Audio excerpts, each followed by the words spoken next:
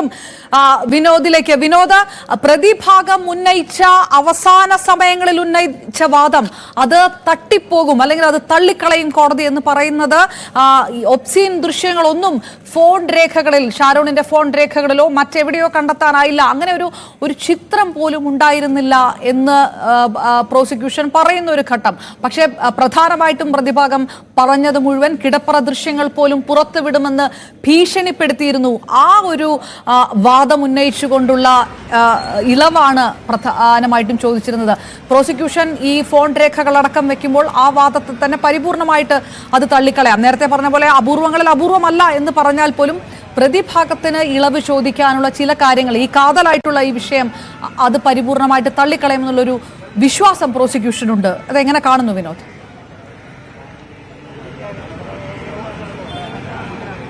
അപർണ, ഇതിൽ പ്രധാനപ്പെട്ട കാര്യം ഈ ഗ്രീഷ്മയ്ക്ക് കുറഞ്ഞ ശിക്ഷ നൽകുന്നതിന് ഒരു വാദമായി പറയുന്നത്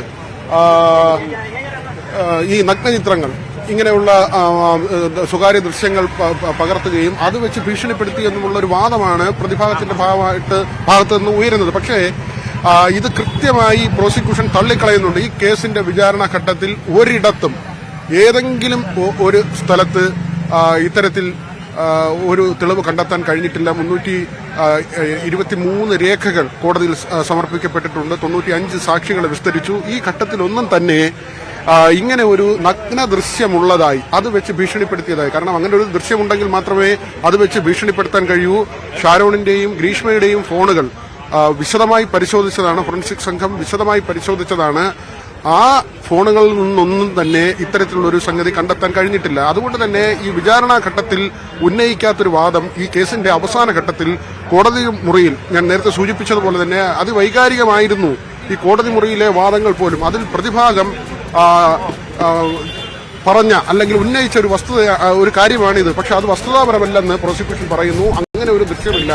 അതുകൊണ്ട് തന്നെ ഈ വിവാഹത്തിന് വേണ്ടി മാത്രം മറ്റൊരു സൈനികനുമായി വിവാഹബന്ധം ഉറപ്പിക്കുകയും ആ വിവാഹത്തിലേക്ക് പോകുന്നതിന് വേണ്ടി ഈ കൃത്യം പ്രതി ചെയ്തു എന്ന കാര്യമാണ് പ്രോസിക്യൂഷൻ പറയുന്നത്. അന്വേഷണ ഉദ്യോഗസ്ഥൻ പറയുന്നത് ഗ്രീഷ്മ ആത്മഹത്യ ചെയ്യാനാണ് കഷായത്തിൽ വിഷം ചേർത്ത് വെച്ചതെങ്കിൽ ഷാരോൺ രാജിനെ എന്തിന് വീട്ടിലേക്ക് വിളിച്ചു വരുത്തി?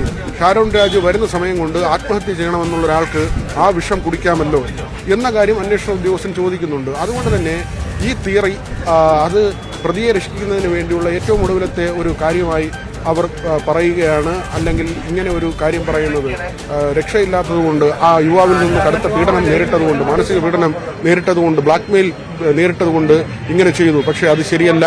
ഗ്രീഷ്മ ബോധപൂർവം മറ്റൊരു ബന്ധത്തിലേക്ക് പോകുന്നതിന് വേണ്ടി കാര്യങ്ങൾ നീക്കുന്നു. അതിൽ പറയാൻ കഴിയുന്ന 2 വസ്തുതകൾ ഈ അന്വേഷണത്തിൽ വ്യക്തമായത് ഇങ്ങനെയാണ്.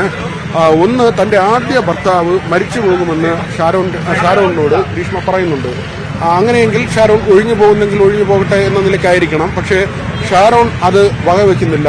പിന്നീട് ജാതിയുടെയും മതത്തിന്റെയും പ്രശ്നം ഉയർത്തിക്കാട്ടുന്നു. അപ്പോഴും ഷാരോൺ ഈ പ്രണയത്തിൽ നിന്ന് പിന്മാറാൻ തയ്യാറാകുന്നില്ല. സ്വാഭാവികമായും മറ്റൊരു വിവാഹത്തിലേക്ക് പോകാൻ മാനസികമായി തയ്യാറെടുത്ത ഗ്രീഷ്മ ഈ കൃത്യം ചെയ്തു. ഈ ഒരു വാദമാണ് പ്രോസിക്യൂഷൻ ഉന്നയിക്കുന്നത്. ഈ കേസിന്റെ നാൾ വഴി പരിശോധിക്കുമ്പോൾ അത് തന്നെയാണ് മനസ്സിലാക്കാൻ കഴിയുന്നതും. ഏതായിരുന്നാലും മറ്റു വസ്തുതകൾ ഏതെങ്കിലും ഉണ്ടായിരുന്നോ എന്നത് സംബന്ധിച്ച് ഇതുവരെ വ്യക്തതയില്ല. ഗ്രീഷ്മയോട് പല ഘട്ടങ്ങളിൽ ഈ തെളിവെടുപ്പിന്റെ സമയത്തും കോടതിയിൽ ഹാജരാക്കിയപ്പോഴും ഏറ്റവും കൂടുതൽ ശനിയാഴ്ച വന്നു പോയപ്പോഴുമൊക്കെ നമ്മൾ പരമാവധി ചോദിക്കാൻ ശ്രമിച്ചിരുന്നു, എന്താണ് സംഭവിച്ചത്, എന്താണ് വസ്തുത. പക്ഷേ ഇതുവരെ ഗ്രീഷ്മയുടെ ഭാഗത്ത് നിന്ന് എന്തെങ്കിലും ഒരു പ്രതികരണം ഉണ്ടായിട്ടില്ല. കോടതി മുറിയിൽ പലപ്പോഴും മാധ്യമങ്ങളുടെയൊക്കെ വിലയിരുത്തലുകളിൽ ഈ കുറ്റക്കാരിയാണെന്ന് വിധിച്ചപ്പോഴും പ്രതികരിക്കാതെ കൂസലില്ലാതെ പോയി എന്ന തരത്തിലുള്ള വിലയിരുത്തലുകളൊക്കെ ഉണ്ടായിരുന്നു. ഗ്രീഷ്മയുടെ ശരീരഭാഷ വിലയിരുത്തിക്കൊണ്ട് ഷാരോണിന്റെ കുടുംബം പറഞ്ഞത് കൊടും കുറ്റവാളി ആണെന്നുള്ള ഒരു അല്ലെങ്കിൽ ഒരു കുറ്റബോധത്തിന്റെ ലാഞ്ചന പോലും ഇല്ലായിരുന്നു മുഖത്ത് എന്നുള്ളൊരു വിലയിരുത്തലുകളൊക്കെ ഉണ്ട്. ഇന്നും ഗ്രീഷ്മ കോടതിയിൽ എത്തിയിരിക്കുന്നു. മാധ്യമങ്ങൾക്ക് മുഖം കൊടുക്കുന്നില്ല, ഏതെങ്കിലും തരത്തിലുള്ള ഒരു പ്രതികരണം നടത്തുന്നില്ല. ഇങ്ങനെ വധശിക്ഷ വരെ വിധിക്കണം എന്ന് പ്രോസിക്യൂഷൻ ആവശ്യപ്പെടുന്ന അത്രയും വലിയൊരു കേസിൽ ഏത് തരത്തിലാണ് 1-ാം പ്രതിയുടെ ശരീരഭാഷ വ്യാഖ്യാനിക്കപ്പെടുന്നത് ഈ മണിക്കൂറിൽ?